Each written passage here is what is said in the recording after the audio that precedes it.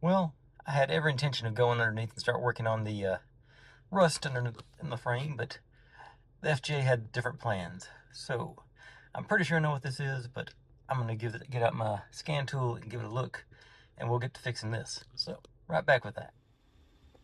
Okay, so according to my very antique scan tool, it's an evaporative emission system leak detected.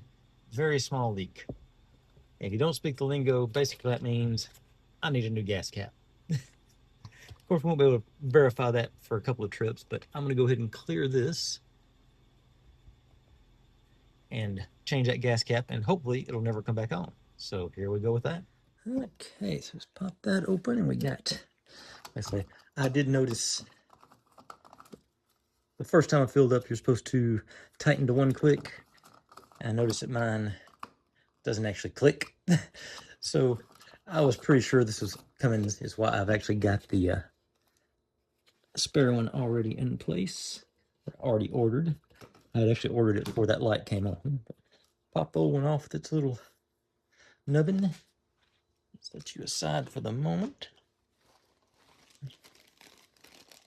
New one out, and hopefully we can get a nice click on this. Let's see which way does it go. Let's click it first, and I'll tie it down. Yeah, okay, so it's got a ratcheting click system, but it does clicks good. Okay, and then pop it in there, and like I said, hopefully that fixes our problem. I guess I'll let you know in a couple of days, and thanks for watching the extremely short video. I wish all the fixes were this easy.